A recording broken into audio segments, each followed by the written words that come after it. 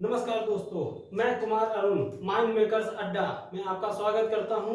और हम यूपीपी और रेलवे के तहत आज एक नया टॉपिक, एक नई क्लास संविधान का भाग 1 के बारे में चर्चा करते हैं और कोशिश करते हैं उन महत्वपूर्ण प्रश्नों के बारे में जानने की जो अक्सर करके किसी न किसी परीक्षाओं में पूछे गए हैं। संविधान का भाग 1, संघ एवं राज्य क्षेत्र। भारत का संघ एवं उसका राज्य क्षेत्र, संघ एवं राज्य क्षेत्र, आर्टिकल नंबर 1 से लेके 4 तक के उल्लेख। तो इस भाग में हम सभी अनुच्छेद को जानेंगे और उससे पहले हम ये जानने की कोशिश करेंगे कि ये संघ बना कैसे। जब हम आजाद हुए तो आजादी के समय हमारे पास कुछ 550 से अधिक 562 रियासतें लगभग थी, जिनमें से 3 रियासतें कौन कौन सी थी? जूनागढ़, हैदराबाद और जम्मू और कश्मीर। ये 3 रियासतें भारतीय संघ में शामिल नहीं हुई। यहां से दोस्तों इस तरीके के प्रश्न आते हैं कि वो कौन सी रियासत जो भारत संघ में शामिल नहीं हुई थी। 1 2 3, तीनों सही, तीनों गलत, 2 सही, या किसी भी तरीके से या कौन सी शामिल नहीं हुई। या फिर किस रियासत का एकीकरण जनमत संग्रह के आधार पर हुआ। किस रियासत का एकीकरण हमें सैन्य कार्यवाही द्वारा किया गया, या विलय पत्र पर हस्ताक्षर के आधार पर कौन सी रियासत को हमने अपने भारत संघ में शामिल किया। इन सब का उल्लेख करेंगे और कब शामिल हुई इसका भी उल्लेख करेंगे। तो जानने की कोशिश करते हैं। सबसे पहले वो 3 रियासतें जो भारत संघ में शामिल नहीं हुई, कौन कौन सी? जूनागढ़, हैदराबाद और जम्मू कश्मीर। तो प्रश्न यह आएगा, जूनागढ़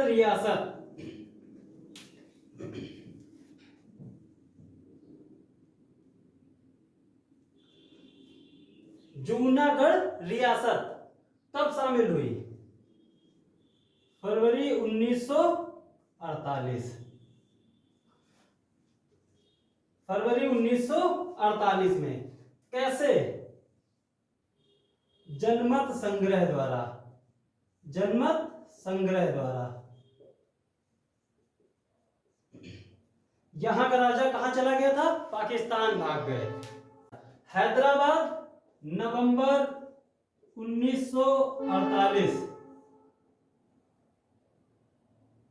हैदराबाद नवंबर 1948 को। कैसे? सैन्य कार्यवाही द्वारा।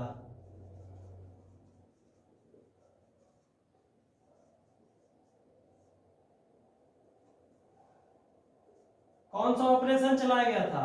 ऑपरेशन पोलो। ऑपरेशन पोलो 26 अक्टूबर 1947 को। कैसे इसको शामिल किया? विलय पत्र पर हस्ताक्षर द्वारा।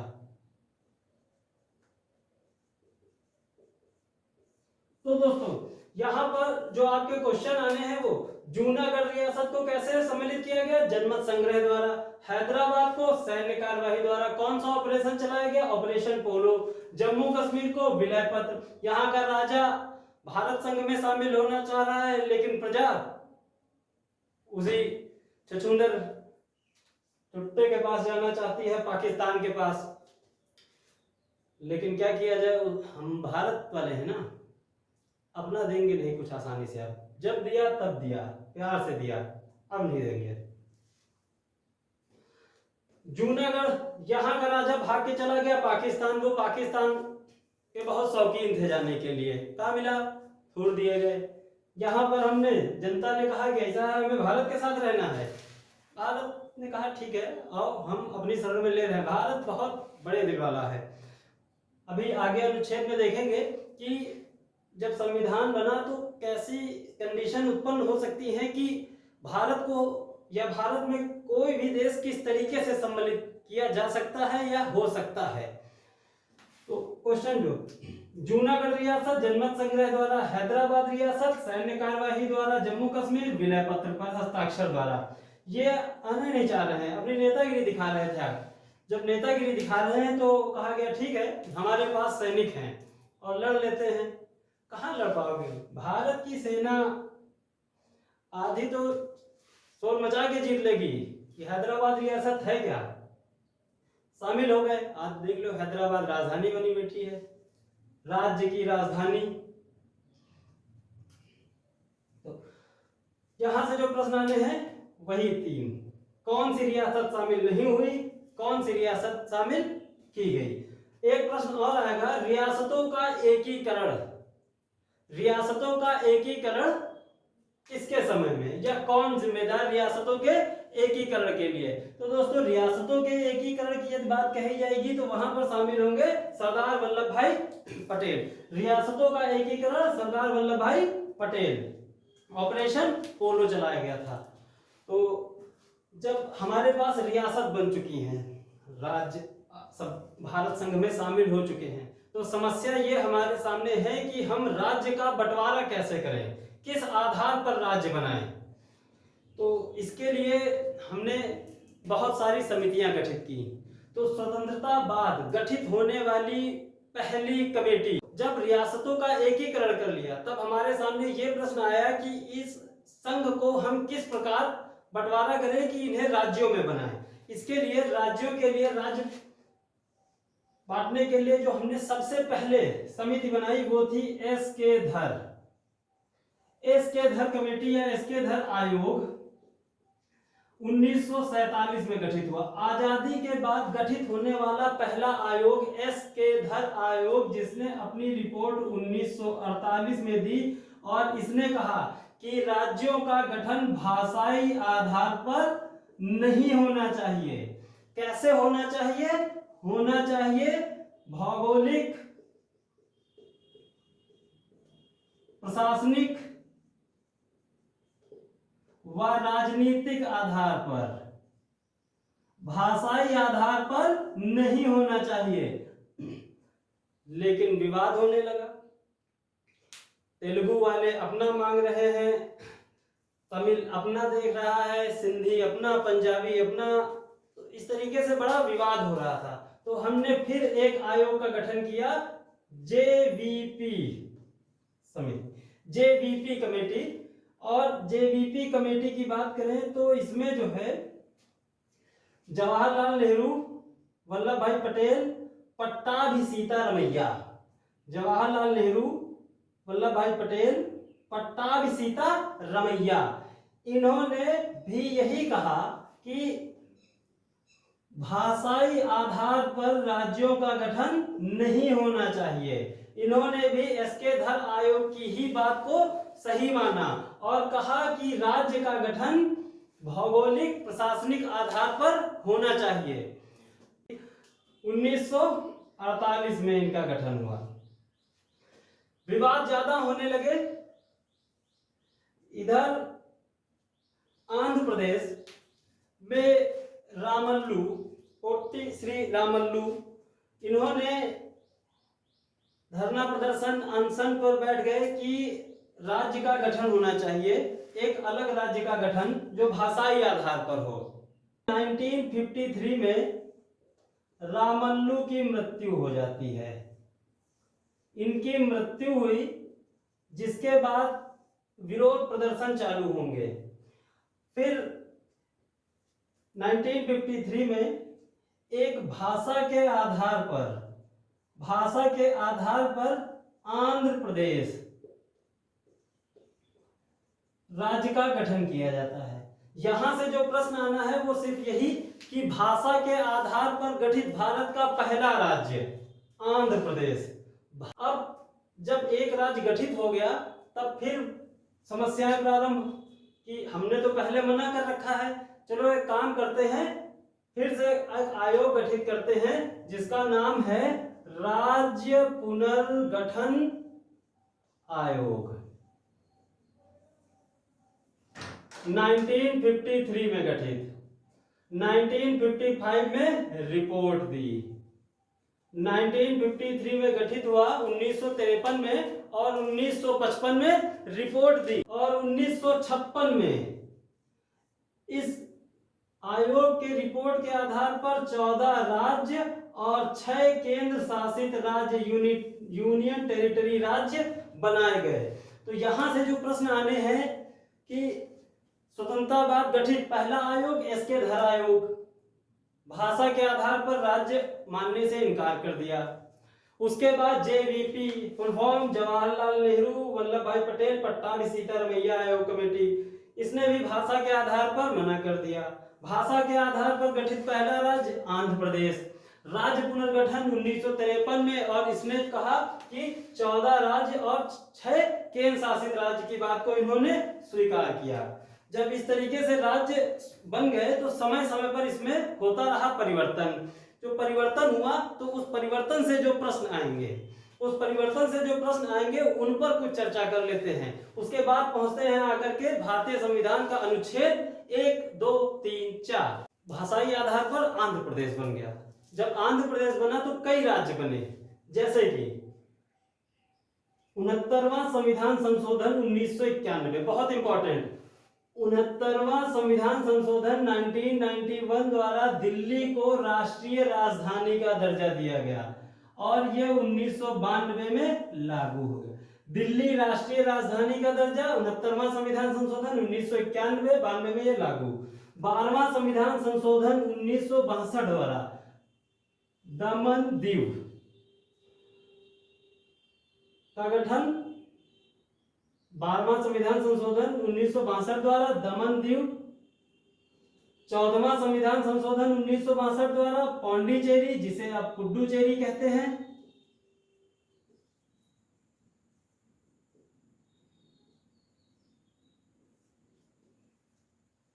2000 में 3 राज्य गठित किए गए। उत्तर प्रदेश से अलग किया गया उत्तराखंड, झारखंड और छत्तीसगढ़। बिहार से झारखंड एवं मध्य प्रदेश से छत्तीसगढ़ को अलग किया गया। सन 2000 में 3 राज्य बनाए गए, उत्तर प्रदेश से उत्तराखंड, झारखंड और छत्तीसगढ़ राज्य का गठन किया गया। अभी हाल ही 2014 में आंध्र प्रदेश से अलग एक राज्य बनाया गया जिसका नाम तेलंगाना। अभी हाल ही में जम्मू कश्मीर राज्य को केंद्र शासित प्रदेश के अंतर्गत लाया गया, जहां जम्मू कश्मीर अलग और लद्दाख एक अलग केंद्र शासित प्रदेश हो गया। तो समय समय पर परिवर्तन होते रहे। क्लास के अंत में आपको राज्यों के गठन की सूची उपलब्ध हो जाएगी कि किस राज्य का कब गठन किया गया। उसके पहले हम क्लास में आज चर्चा कर लेते हैं जो खास प्रश्न है, जैसे कि अनुच्छेद 1 क्या कह रहा है, अनुच्छेद 2, अनुच्छेद 3, 4 बहुत कम पूछा जाता है, लेकिन चर्चा कर लेंगे क्योंकि हमारा जो टारगेट और एम है वो यूपी की परीक्षा आगामी होने वाली है, जो उसको ध्यान में रख करके किया जा रहा है। जल्द से जल्द आपके सिलेबस को पूरा किया जा सके, जिससे कि आप परीक्षा में अच्छा परिणाम ला सकें। अनुच्छेद 1 आर्टिकल 1 क्या कह रहा है, संघ का नाम इंडिया या संघ का नाम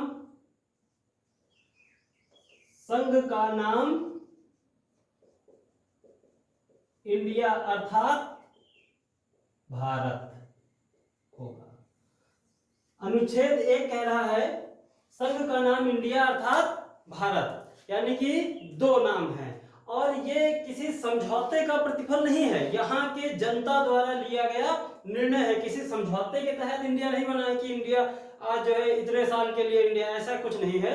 वो सब व्हाट्सएप यूनिवर्सिटी वाले हैं जो ज्ञान देते हैं कि इतना लीज उतना लीज, अपने घर को संभालोगे नहीं, भारत को लीज पे देने चले हो। अरे भारत ने अब स्वयं की लड़ाई लड़ी है, स्वयं को बनाया है, यहाँ की जनता ने बनाया है भारत को।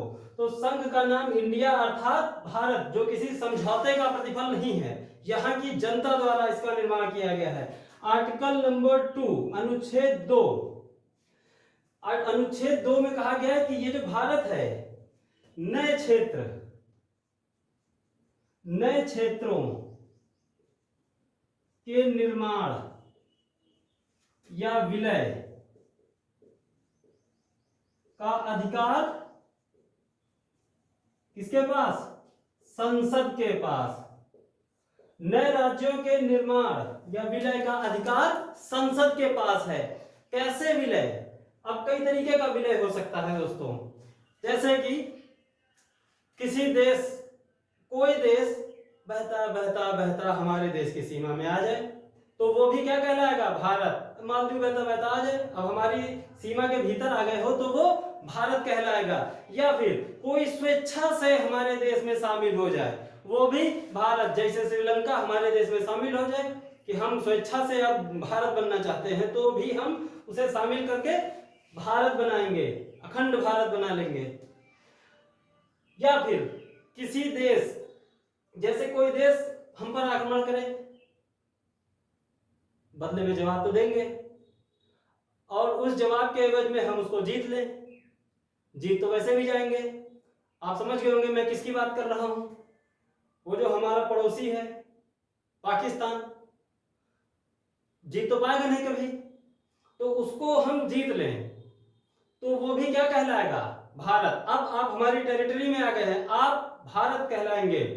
जम्मू कश्मीर के लिए रोना रोता है, खुद को संभाल नहीं पा रहा है, भीख मांगता फिरता है इधर उधर। कभी यूएनओ के, वर्ल्ड बैंक के पास जाएंगे कि हमें रुपया दे दो, रुपया दे दो। अन्य देशों के पास जाएंगे, छोटी छोटी आंखों वालों का सहारा लेकर के सोचते हैं कि ये हमको बचा लेंगे। पगले, भारत चाहे ना तो दो चार पाकिस्तान और जोड़ लो, फिर भी उसका कुछ नहीं कर पाओगे।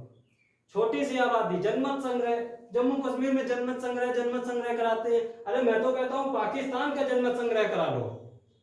अगर भारत की 50% जनसंख्या कह दे कि पाकिस्तान इंडिया का है तो उसे इंडिया में दे दो। यूएन में ये बात लेके जानी चाहिए हमें कि पाकिस्तानी अपने मत का प्रयोग करे और हिंदुस्तानी अपने मत का प्रयोग करे। जिसके मत ज्यादा होंगे वो उस देश को ऑक्युपाई कर लेगा। इस तरीके से तो पूरा भारत जो है आधी दुनिया को इसे ऑक्युपाई कर लेगा, क्योंकि सबसे ज्यादा तो हमें वोट डालेंगे। तो पाकिस्तान, यदि किसी देश को हम जीत लें तो वो भी क्या कहलाएगा? भारत। तो लेकिन इसकी शक्ति किसके पास होगी? संसद के पास। हमें राज्यों में राज्य गठित करना हो, जैसे आंध्र प्रदेश से अलग करके तेलंगाना बनाना है, तो इसकी शक्ति भी संसद के पास है। किन्हीं दो राज्यों को विलय करना है, इसकी शक्ति भी संसद के पास है। बांग्लादेश को जीतना है तो इसकी शक्ति भी संसद के पास है। हमने थोड़े समय के लिए कभी कोई अगर और इंदिरा गांधी जी जैसा कोई हमें शख्स मिल गया तो पाकिस्तान के भी टुकड़े हो जाएंगे। लाओ, एक पाकिस्तान हमारा हिस्सा हो गया है और तुम जाओ तालिबानियों से लड़ो जाकर के। तो आर्टिकल नंबर 3,